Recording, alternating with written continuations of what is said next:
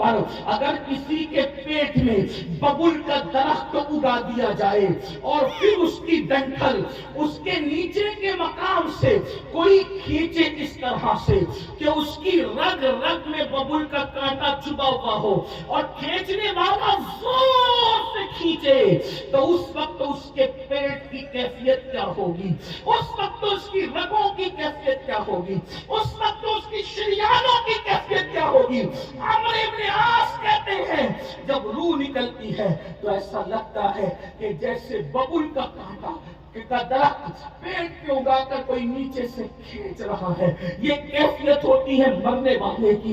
حضرت موسیٰ کلیم اللہ فرماتے ہیں زندہ بکرے کی کھال ادھیڑی جائے تو اتنی تکلیف نہیں ہوتی جتنا تکلیف مرنے والے کو ہوتی ہے۔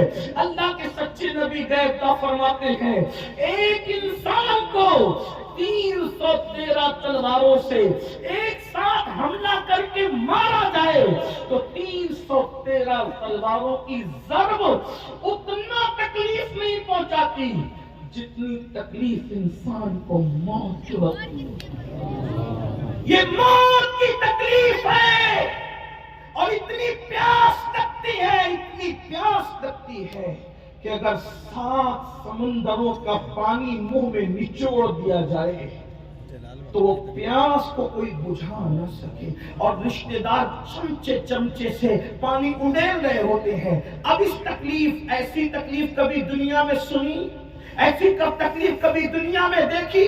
کبھی نہیں دیکھی ہوگی۔ کسی نے کتنا ستائے، کوئی کتنی تکلیف پہنچائے، کاروبار کتنا اجڑ جائے، کاروبار کو کتنی بھی تکلیف ہو جائے، کچھ نہیں، اور اس وقت تو کوئی تسلی دینے والا بھی نہیں۔ کوئی تسلی کیا دے سکتا ہے، کیونکہ کان بھی کام نہیں کر رہے ہیں، زبان بھی کام نہیں کر رہی ہے، ہاتھ پیر بھی کام نہیں کر رہے ہیں۔ اللہ کے غیبدار نبی صلی اللہ علیہ وسلم فرماتے ہیں اگر مرنے والے کے جسم کی طاقت نہ کھینچی جائے تو وہ پاگلوں کی طرح جنگلوں میں بھاگے اور اس کی آواز ایسے نکلے جیسے بیل کاٹنے کے بعد جیسے وہ چیختا ہے، اس کے چیخنے کی آواز تم سنو، لیکن اللہ کی حکمت یہ ہے کہ وہ مرنے سے پہلے اس کے ہاتھ کی، پیر کی، چلانے کی طاقتیں کھینچ لیتا ہے تاکہ وہ ہاتھ پیر کو ادھر ادھر نہ کر سکے، تڑپ نہ سکے، بے چین نہ ہو سکے۔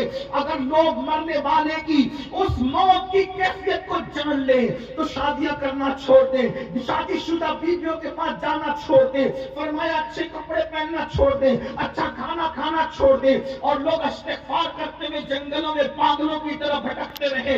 مرنے والے کو موت کے وقت جو تکلیف ہوتی ہے وہ تکلیف جانوروں کو پتہ چل جائے تو تم کو گوشت کھانے نہ ملے، جانوروں کی چمڑی سے ان کی ہڈی سے ان کی چمڑی لگ جائے، جانور جو ہے وہ گوشت ختم کر دے، یہ کیفیت ہے مرتے وقت کی۔ لیکن اب سننا مسلمانوں، میرے اسی نبی نے جس نے یہ تکلیفیں بیان کی فرماتے سورہ یاسین پڑھو، اگر تم قرآن کی تلاوت مرنے والے کے پاس کرو گے تو قرآن کی تلاوت کی برکت سے اس کی یہ سب تکلیفیں ختم ہو جائے گی، تکلیفوں میں آسانی ہو جائے گی۔ اب میں پوچھنا چاہتا ہوں جس قرآن کی برکت سے، جس قرآن کی برکت سے موت کی تکلیف آسان ہو سکتی ہے، اس قرآن کی برکت سے زندگیوں کی تکلیف کیوں آسان نہیں ہو سکتی؟ سبحان اللہ، سبحان اللہ،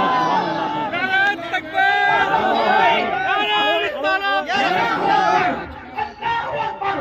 وہاں قرآن کی تلاوت وہ خود نہیں کر رہا ہے مرنے والا، توجہ کریں، قرآن کی تلاوت وہ خود نہیں کر رہا ہے، دوسرا کرے اس کے پاس بیٹھ کر تو اس کو یوں برکتیں نصیب ہو جائے۔ جب دوسرے کی تلاوت کی برکتوں کا یہ عالم ہے، اگر انسان قرآن کی خود تلاوت کرے تو برکتوں کا عالم کیا ہوگا؟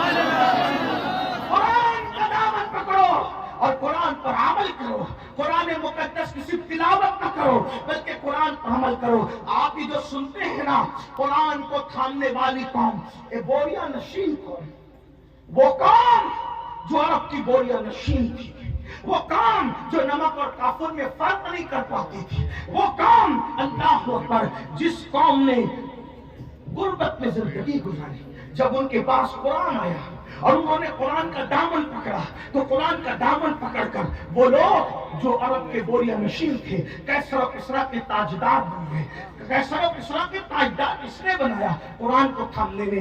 آج میں اپنی قوم کو پہلا پیغام یہ دینا چاہتا ہوں، قرآن تھام لو، قرآن پکڑ لو۔ صرف تیجے 10ویں 20ویں پہ قرآن پڑھنے کی کتاب نہیں، بلکہ قرآن روز پڑھیں اور کنز ایمان ترجمے کے ساتھ پڑھیں۔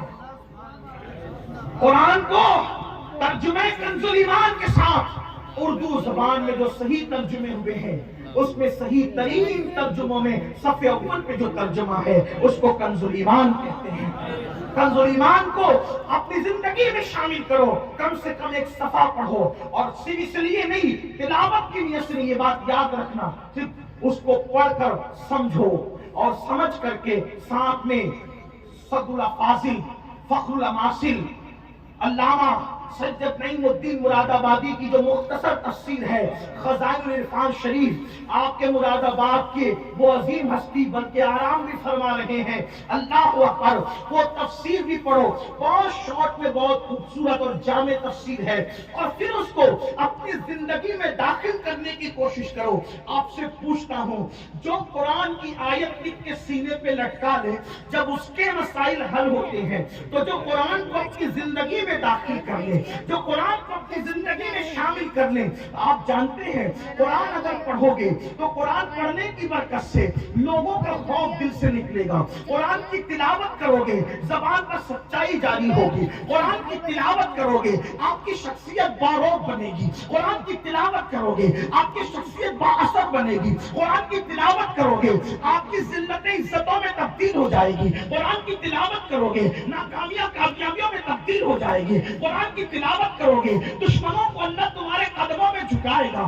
دشمن کتنا بھی بلند ہوگا وہ نیچے ہوگا اور تم اوپر نظر آؤ گے۔ قرآن پکڑ کر تو دیکھو، قرآن تھام کر تو دیکھو، قرآن کو طاق کی زینت بنانے والے، قرآن کو اپنے سینے کی زینت بنا کے دے، قرآن کو طاقوں میں رکھنے والے اور جزدان میں لپیٹ کر بند کرنے والے اس کو اپنے دل میں بند کر کے دے۔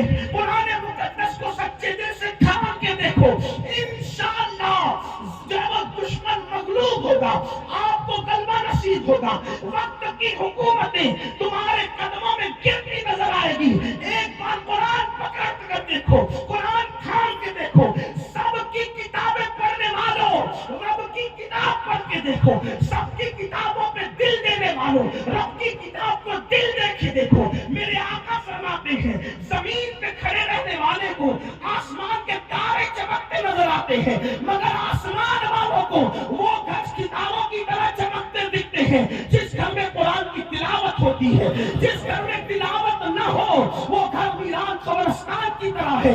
قرآن کو پکڑو، اس لیے کہ قرآن ادنا کو اعلیٰ کر دیتا ہے، قرآن بلند کر دیتا ہے، قرآن عزت دیتا ہے، قرآن عروج دیتا ہے، قرآن کامیابی دیتا ہے، قرآن کامرانی دیتا ہے۔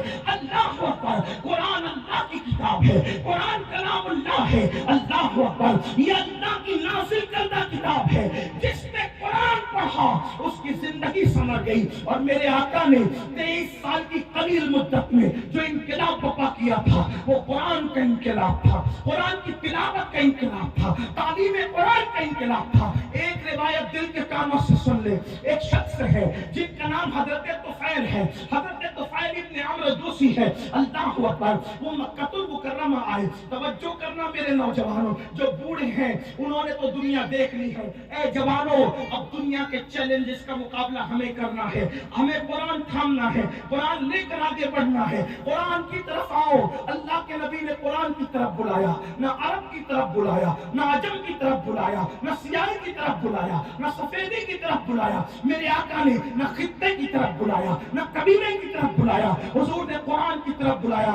آؤ قرآن کی طرف پڑھتے ہیں، آؤ قرآن کی طرف رجوع کریں، آؤ قرآن کی طرف توجہ کریں۔ اللہ اللہ، دشمن دوست کیسے ہوتے ہیں، بیگانہ اپنا کیسے ہوتا ہے۔ اللہ اللہ، تو طفیل ابن عمر کہتے ہیں کہ میں مکہ تجارت کے لیے آیا تھا، مکے میں ہنگامہ تھا، مکے میں طوفان تھا۔ کیا طوفان تھا؟ جو بھی تاجر مکے میں آتا اس کو آتے ہی مکے والے گھیر لیتے، مکے کے وہ دشمن، وہ گنڈے جو رسول اللہ کے خلاف تھے وہ گھیر لیتے۔ ان میں اونچا اور بڑا نام جو ہے اللہ اکبر اس بدماشی میں ابو جہل کا ہے۔ یہ بڑا زیادہ بدتمیز قمیص تھا، اس کو اس امت کا فرعون کہا گیا۔ تو فیل کہتے ہیں ابو جہل میرے پاس آیا اور آنے کے بعد کہنے لگا، تو فیل محمد کو تو جانتے ہو نا؟ اس نے کہا نہیں میں نے نہیں دیکھا لیکن نام سنا ہے۔ کہا آج کل بڑی بڑی باتیں کرتے ہیں، کہتے ہیں کہ ان پہ قرآن نازل ہوتا ہے، وہ اللہ کے نبی ہے، اللہ کے پیغمبر ہے۔ تو فیل ان کے قریب نہ جانا، جو ان کے قریب جاتا ہے معاذ اللہ وہ جادوگر ہے، ان کے جادو کا شکار ہو جاتا ہے۔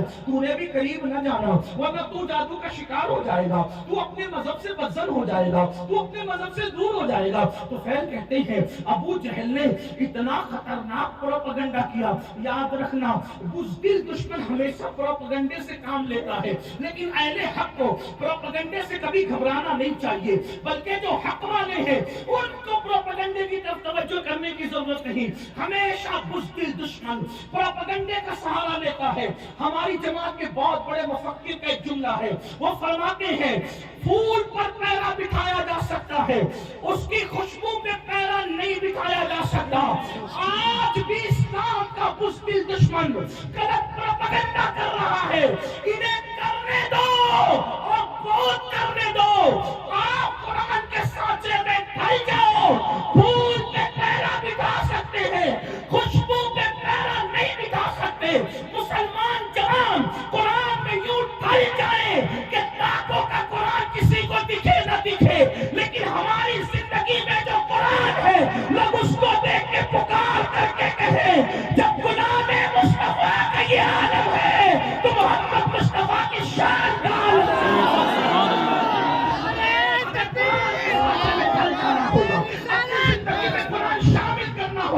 لیکن اللہ اکبر بڑی معذرت کے ساتھ ہم سب کرنا چاہتے ہیں، قرآن کی طرف آنا نہیں چاہتے۔ میں ہاتھ نہیں اٹھواؤں گا لیکن اتنا ضرور کہوں گا، اپنے ضمیر سے پوچھو مسلمان کتنے مسلمان ہیں جو روز قرآن کی تلاوت کرتے ہیں؟